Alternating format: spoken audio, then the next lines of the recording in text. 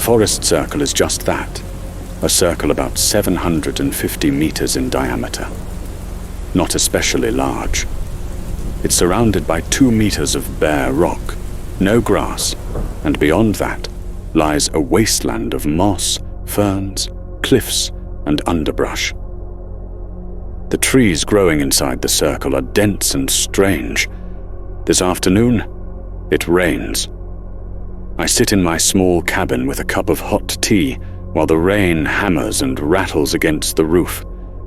It leaks through one corner, dripping quickly into a bucket I've placed there. My rifle rests on my lap.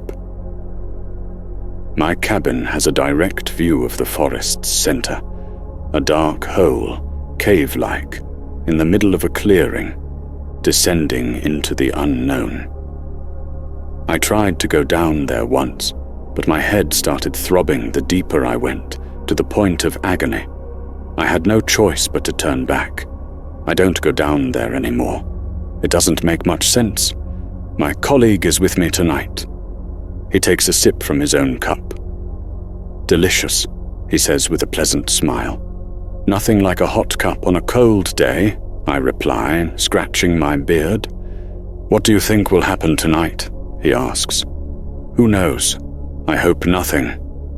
It's been a while since the last time, he murmurs.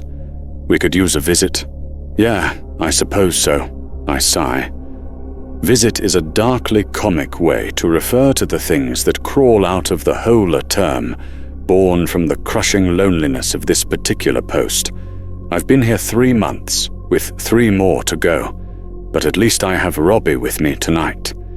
Someone to talk to. I've missed that. The rain spatters through the leaves and underbrush. I take a final sip before setting the cup down on the wooden table with a dull thud. I stand. All right, let's get a little closer. Better hurry, Roby mutters, glancing at the door as the rain pours. You know how it is, brother, he sighs. Do we split up or stick together this time? That's obvious. We stick together, I say, clapping him on the shoulder and gesturing for him to go. You know I get lonely, he chuckles. You're right, man. He steps out, rifle in hand. Water splashes against my hood and shoulders as we push through the underbrush, moving closer to the hole. The reason for this little outdoor excursion is the rain itself. It's obscuring our view. On a clear day, I'd be content to sit in the cabin and wait for one of the sensors to trigger, but I don't fully trust the sensors in this weather. So we go out. The ferns brush against my camouflage-clad legs as we approach the clearing and take up positions near the best watch trees. You're a bit distracted, eh? I say over the noise of the rain. Wake up, man. You're visible from here. Step back a little, he laughs, rubbing his head. Yeah, you're right. We settle in and wait, watching as water pools and puddles around the hole in the ground. It's surrounded by rocks and fallen stones, though I couldn't say where they came from. There aren't any other boulders of that size in the entire forest circle. Maybe someone moved them there long, long ago. Another 20 minutes pass before something moves in the hole. Roby and I spend the time talking. I think you'd be much happier if you left this job, man, Roby tells me. Being isolated for such long stretches isn't healthy. How much time do you have left? 3 months. So 6 months total, half a year in a place like this. Roby shakes his head. You need to be around people. Humans are social creatures. Maybe, I grunt. Roby opens his mouth to say more, but I cut him off with a quick gesture, pointing at the hole. Both of us crouch lower and watch as a shadow begins to drag itself from the depths. The thing is covered in slime, chattering as it emerges, armored, brown, and revolting. 2 small, gleaming eyes peer out while its antennae writhe and twist. Rows of sharp legs tap against the rock before sinking into the wet grass and mud. A wave of revulsion churns in my gut, but it doesn't matter. These types are always the easiest. I raise the rifle. Roby does the same. The abomination is riddled with rapid holes, its shell and flesh bursting apart in the underbrush as it shrieks in fury. I suppress a gag. Disgusting, Roby mutters. Where the hell do these things even come from? I don't bother answering. It's a question we've asked ourselves countless times over the years. I have my theories. From the ruins of the centipede-like creature, a deer steps out of the hole. It lifts its head, sniffing the air. I raise the rifle, and the deer bolts, bounding away at full speed through the underbrush. Damn it, I hesitate, glancing between the deer and my partner. "Watch the damn hole! I'll be right back!" Coincidence would be too kind, but the deer is the priority for now. I tear after it through the trees, raising my weapon and firing, blasting a branch apart. The deer only runs faster. These things aren't usually this quick. I follow in a stumbling rush, leaping over ferns and bushes. The deer makes the mistake of veering to the side, trying to shake me. I seize the opportunity, shouldering the rifle and firing again with better odds. This time, I hit. Black fluid spurts from the deer's side, and a choked, decidedly un-deer-like noise escapes its throat as it crashes to the ground with a crunch of undergrowth. I wipe rain and sweat from my forehead, then turn immediately, chest heaving as I hurry back to the clearing. This time, I approach from the opposite side and raise a hand to Robbie. But as expected, the man isn't looking. His attention is elsewhere, fixed on the forest. "You were supposed to be watching the hole." He doesn't answer. Movement at the edge of the clearing catches both our eyes. A nervous-looking man with a backpack and waterproof pants shuffles out from the trees, a crumpled map in one hand. Hello?" he says, glancing between Robbie and me. I raise my rifle immediately. Robbie does the same. I start moving along the clearing's edge toward my partner, the barrel of my gun locked on the stranger. "What the hell?" the man says, alarmed, raising his hands. "I don't understand. You're rangers, right? I'm not a poacher or anything." He lets out an uncomfortable laugh. "Just lost." "Seriously, I'm literally lost. Where are you from?" I ask. "Sorry," he says, adjusting his glasses. "Didn't realize I had an accent." A poor attempt at a joke. Another weak laugh. "Tell me where you're from. Right now, or I blow your head off," I say coldly, reaching my position beside Robbie. "Speak clearly." I'm from Obdebrand," the man mutters. "What?" I snap, shaking the rifle. I said, "Speak clearly." "Obdebrand," the man repeats, louder, terror evident on his face. "That's not a real place," I say. "What country?" I don't. What damn country? This country, obviously. Please, this isn't funny. Let me go, okay? I'll find my own way. Please. I exchange a glance with Robbie. Name any country, hiker. That's all I want to know. The man shudders as rain seeps through the trees. He stammers, mutters, and finally manages to speak, though his words are a jumble of nonsense. I aim quickly and pull the trigger. A hole appears in the center of the man's forehead. He drops like a brick as black fluid erupts from his face. His skin twitches and crawls while a huge insect-like leg bursts from his rib cage. I spit on the ground. "Jesus," Roby murmurs. I consider reprimanding him for letting the creature slip by. But there's no point. The corpse writhes in the grass under the rain. "Brand," Roby repeats. "You think that's a real place? Or did he just make it up? A random combination of sounds? Who can say, man?" I shrug. "Your guess is as good as mine." Roby says nothing else. We sit side by side and watch the hole for another 30 minutes. This time we're quieter, but his company is still welcome. The rain falls. "I got a piss," Roby says, breaking the silence. He stands. "Hey, don't go far. I need you alert and ready. Right here, okay? I need you sharp, man." Roby hesitates, looking at me before shaking his head. "All right, man. I'll try not to turn too fast. Don't want to knock you out with my dick." I let out a short laugh as he leans against a tree. A laugh that dies quickly when a horde of shadowy figures begins rushing out of the hole. "Action, Robbie," I say sharply. "Stay alert." The shadowy figures take shape swiftly through the rain. Every one of them is an exact copy of me. They don't run for the exit. They run toward me. "Soldier," one of the copies shouts in my face, gripping my shoulders. "Jesus, thank God you're alive.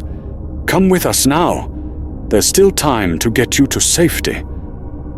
I shove him back and raise the rifle. My copy stares at the barrel, then at me, before cursing and raising his hands. "For God's sake, why do you keep doing this?" He turns to another of my copies and gives him a light shove. "Why won't he come back? What are we doing wrong?" I decide not to participate in this little charade. I aim and fire, punching a hole through the copy's neck. At first, the blood is red, which is concerning, but it quickly turns black as he collapses, gasping. The other copies of me recoil in panic. There are 5 more. "Robbie!" one of them yells, pointing at my partner. "Tell him to come back now. We can't keep doing this." Robbie stammers and mutters. I fire. The copy's head explodes, and he drops. 2 of the surviving copies try to flee, sprinting back towards the hole. I find that interesting, but not enough to spare them. They fall one after the other. Now only 2 remain. They look at each other, and the nearest one holds out a hand. "Listen," he says carefully as I reload. "I know this seems impossible. Terrifying." He's right. I'm downright terrified, though I'm doing my best not to show it. These things are getting creative, but you have to trust us on this, or at least hear us out. "Do you have any idea how long you've been out here?" The other copy shouts angrily. He's not going to listen. He's just like the last time. The nearest copy stares straight into my eyes. "I don't care what the others say," he tells me. "I swore I'd never leave you behind, and that's a promise I intend to keep." I blow the imposter away. His comrade panics, slipping in the wet grass as he tries to run. His lifeless body hits the ground, his skin twisting in unsettling ways, as if something beneath is pressing or stretching. I put a couple more bullets into him, just in case. Roby looks at me, studying my face. "You all right, man?" he asks after a moment. "Yeah," I lie. "Yeah." I stare at the faces of my copies, now corpses. I try not to think about it. Maybe I have let this little farce go on too long. Roby pales, staring fixedly at the hole. I turn to follow his gaze. 3 figures emerge. One of them waves a white flag. "Wait!" one shouts over the roar of the rain. I squint to see better. "Don't shoot, it's me again." Another copy, though this one is at least 2 decades older. A copy of Roby is with him, similarly aged. A woman in her 30s walks with them, a fearful expression on her face, hands raised. My daughter, the older copy of me, says, at the very least, sick, and aged like the others. I raise my hands in exasperation. "What do you want?" "Listen to me, you idiot," my older copy shouts. "This is the real me, the real you, and this is the real Roby." He puts a hand on the copy of Roby's shoulder and the other on my daughter's. She looks at me with wide eyes. "I look so young," she says. "It's me, Dad. Please tell me you remember. Remember the trip we took to the beach? You took us to the coast on my 10th birthday. We saw dolphins." She touches her neck, pulling out a smooth, shiny pebble on a cord. "You let me keep this. We turned it into a necklace." "Things are about to change," my copy says, stepping closer. "Things beyond your understanding. The truths of this hole barely scratch the surface. It's a passage. I think you've already figured that out. A passage to places beyond and between. Sometimes to other planes. Yes, but the tunnels are deep and winding." He presses his hands to his chest. "I'm rambling. I get that this might not make sense to you, but we're from the same loop, the same looping path, circling back around." I take a deep breath, staring into this madman's eyes, the scent of rain-washed pine and gun smoke in my nose. I aim and fire. My supposed future self hits the ground. My daughter screams. The older copy of Robbie drops to his knees beside the corpse. "No! No!" he cries. I put him down, too. The copy of my daughter is the hardest. She stands trembling, then turns to glare at me defiantly. "You don't have to do this," she says, her voice wavering. I bite my tongue and call her bluff. She's just another leaking corpse. Roby stares at the ruined bodies. The trees creak under the rain as the echoes of rifle shots fade from our ears. He looks at me. "How do you do it?" he murmurs. "How?" I rub my eyes with my sleeve. "Don't let anything escape. It's a rule for a reason."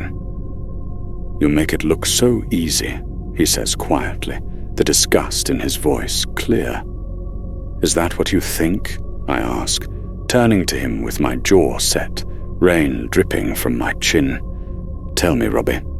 Tell me if what I'm doing is wrong. Should I let these things, these abominations, out into the world? And where do they come from, exactly? If where they come from is so great, why leave at all? If something worse is driving them out, then that's even more reason to keep shooting. I don't know which of these horrors is the worst, so better safe than sorry." "And if they have something important to tell us?" he asks. "Important?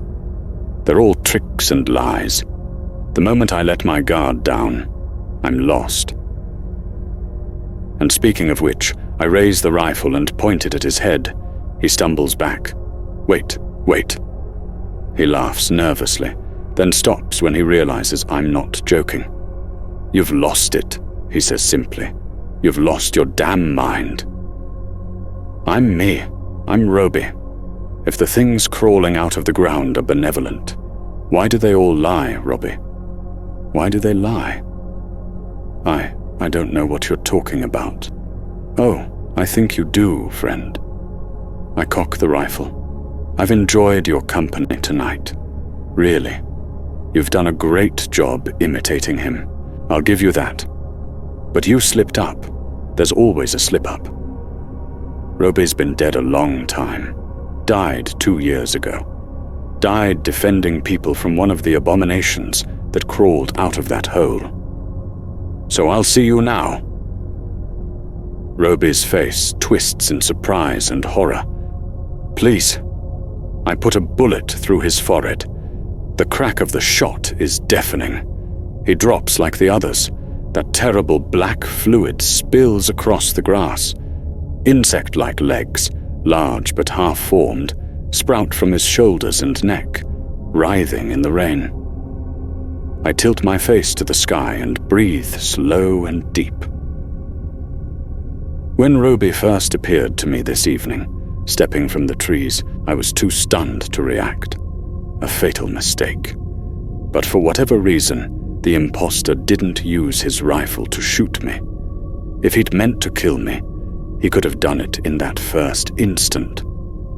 he didn't. So after that, I played along, watching my back. As the black ooze begins to bubble from the hole's entrance, I return to my cabin, sitting with a sigh in my chair, while water drips from the branches into the bucket beside me. The corpses will have melted by morning. There won't be any more visitors tonight. The black ooze means the tunnel needs time to recharge. I pick up my cup and take a slow sip of cold, miserable tea. 3 months down. 3 to go.